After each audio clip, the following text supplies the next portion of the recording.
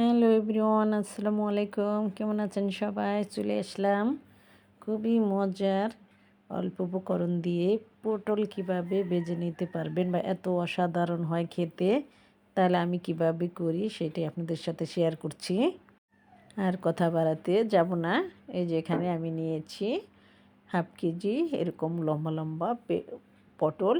পটলগুলি একটু লম্বা দেখেই নিতে হবে। বাজার কিন্তু পটল দুই রকমেরই পাওয়া যায়, একটা একটু লম্বা করে, একটা একটু ছোট করে, একটু মোটা মোটা। তো মোটাটা নিতে যাবেন না, বাজার জন্য হোক বা রান্নার জন্য হোক, যেটাই হোক। আমি সবসময় লম্বা পটলটাই পছন্দ করি। তারপরে যে ছুরি দিয়ে বা বটি দিয়ে যেটাই হোক, উপরের একটা যে আবরণের মতো থাকে ওটাকে ফেলে দিয়েছি। মাছ দিয়ে কেটে এইভাবে কেচে নিতে হবে। কেচে নিলে ভিতরে মশলাগুলি ঢুকে যাবে, খেতে কিন্তু দুর্দান্ত হবে বা ভালো লাগবে। তাই আমার কাছে মনে হলো পটলগুলি বেশি লম্বা, সেজন্য আমি মাছ দিয়ে একটু কেটে দিয়েছি। আর যদি পটলগুলি একটু মাঝারি টাইপের হয় তাহলে কিন্তু আর কেটে দিবেন না, তাহলে লম্বা থাকলেই ভালো লাগবে। তাই এগুলি একটু বেশি লম্বা, সেজন্য আমি কেটে দিয়েছি মাছ দিয়ে। আর যদি আপনি চান না ওরকম লম্বাই থাকবে তাহলে লম্বায় রাখতে পারেন, তবে আমি এরকম করে দিয়ে দিলাম। তারপর পানিটা জড়িয়ে বলে নিয়ে নিচ্ছি। দিয়ে দিচ্ছি আধা চা চামচ হলুদ গুঁড়া, আধা চা চামচ মরিচ গুঁড়া, পরিমাণ মতো একটু লবণ দিয়ে, আমি আধা চা চামচ মতো হবে আনুমানিক, দিয়ে এটাকে ভালো করে মেখে নিতে হবে। চাইলে আপনি মেখে 5 মিনিটের মতো রেখে দিতে পারেন, সেটা কিন্তু ভালো হয়, ভিতরে লবণটা ঢুকে যায়। এই যে দেখেন, এইভাবে ভালো করে মেখে নিতে হবে।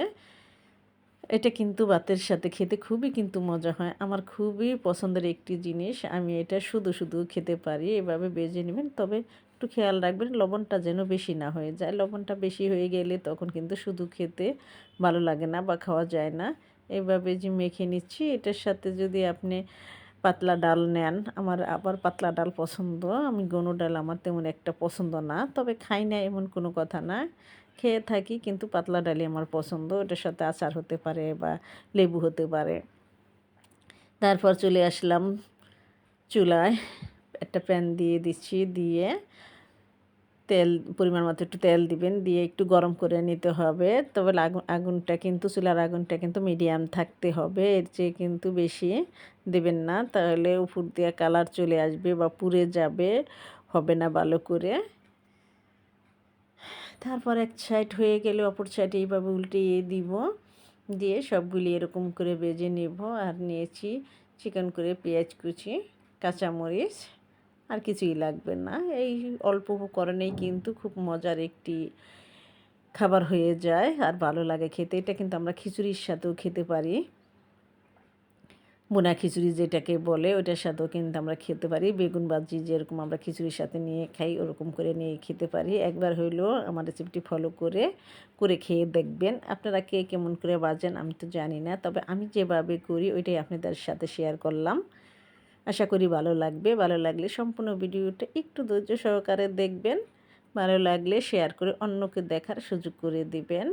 আর আমার পেজটি ঘুরে আসবেন, ঘুরে আসার অনুরোধ রইল। আমার আমার চ্যানেলে অনেক অনেক রেসিপি আছে। যদি কোনো রেসিপি ভালো লেগে থাকে আপনাদের বা উপকারে আসে, আমার চ্যানেলটি সাবস্ক্রাইব করে পাশে থাকবেন প্লিজ। আপনাদের ভালোবাসা নিয়ে আমি এগিয়ে যাব ইনশাল্লাহ। তারপর পটলগুলি তুলে নিয়েছি, তুলে নিয়ে ওই প্যানের ভিতরে পেঁয়াজ কুচি দিয়ে দিচ্ছি। এখানে আরেকটু তেল দিয়ে দিবেন, যে যেমন তেল খান। তবে আমি তেমন একটা তেল পছন্দ করি না, কারণ যখন এই জিনিসগুলি বোনা হয় তখন তেলগুলি কিন্তু নিচু পড়ে থাকে। আমি একদমই তখন পছন্দ করি না, কারণ খেতে পারি না, সেজন্য একটু কমিয়ে দিয়ে থাকি। আপনারা আপনাদের পছন্দ মতো দেবেন, পরিমাণ মতো একটু লবণ দিয়ে দিবেন, 1 চিমটির মতো, যেহেতু পটলগুলির সাথে লবণ দিয়েছি আর এটা কোনো ঝোল হবে না, সেজন্য সেটা মাথায় রেখে কিন্তু একটু লবণ দিবেন। আর বেশ কিছু কাঁচামরিচ কুচি এখানে দিয়ে দিচ্ছি। কাঁচামরিচগুলি আমি মাছ দিয়ে ফেলে দিয়েছি, আপনারা চাইলে ভেঙেও দিতে পারেন, আপনাদের পছন্দ মতো আপনারা দিবেন। তাই পেঁয়াজটা জাস্ট একটু নরম করে নিব, বেরেস্তার মতো করব না, সেটা দেখে বুঝে নিতে হবে বন্ধুরা। সব কিছু তো আর বুঝিয়ে বলা যাবে না বা বুঝিয়ে দেওয়া যাবে না, দেখে বুঝে নেবেন। নতুন রাঁধুনি ভাই ও বোনেরা অনেক উপকারে আসবে, রেসিপিটি ফলো করবেন। শর্টকাটে করে নিতে পারবেন। আর এটা দিয়ে কিন্তু আপনি পুরা ভাতটা খেয়ে নিতে পারবেন। সাথে অন্য কোনো কিছু না হলেও চলবে। সামান্য একটু আদা রসুন বাটা দিয়ে দিচ্ছি। যদি আপনার হাতের কাছে থাকে তাহলে দিবেন, আর যদি মনে করেন যে নেই এখন তাহলে দিবেন না। তবে আদা রসুনটা দিলে একটু টেস্ট ভালো হবে। কথায় বলে না, যত গুড় তত মিষ্টি, সেটা তো আমরা সবাই জানি। তাই এই যে এরকম কালার হয়ে আসছে, এখন আমি পটলগুলি দিয়ে দিব। এই যে দেখেন, আমি কিন্তু কোনো হলুদ মরিচ কিছুই এটার সাথে আর দিইনি, আর দেওয়া লাগবে না। জাস্ট যেটা আপনি পটলগুলি হলুদ মরিচ দিয়ে মাখিয়েছিলেন ওই হলুদ মরিচেই হয়ে যাবে, এটার সাথে আর কোনো কিছু লাগবে না। শুধু কটা কাঁচামরিচ, একটু পেঁয়াজ, আদা রসুন যদি আপনার হাতের কাছে থাকে দিবেন, না থাকলে নাই। তারপর ওই যে এইভাবে উলট পুলট করে নেবেন, মিশিয়ে নেবেন পটলের সাথে পেঁয়াজগুলি। দেখেন মাশাল্লাহ কত সুন্দর কালার আসছে, আর খেতে যে কত মজার হয় এটা।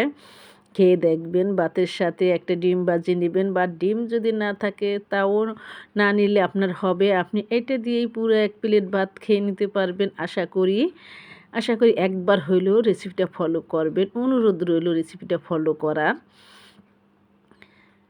ভিডিওটা একটু ধৈর্য সহকারে দেখবেন। এই যে ফাইনালি আমি বাটিতে তুলে নিয়েছি। দেখেন মাশাল্লাহ কালারটা কত সুন্দর, আর খেতে কিন্তু খুব খুব মজা। আজকে বিদায় নিচ্ছি। আল্লাহ হাফেজ।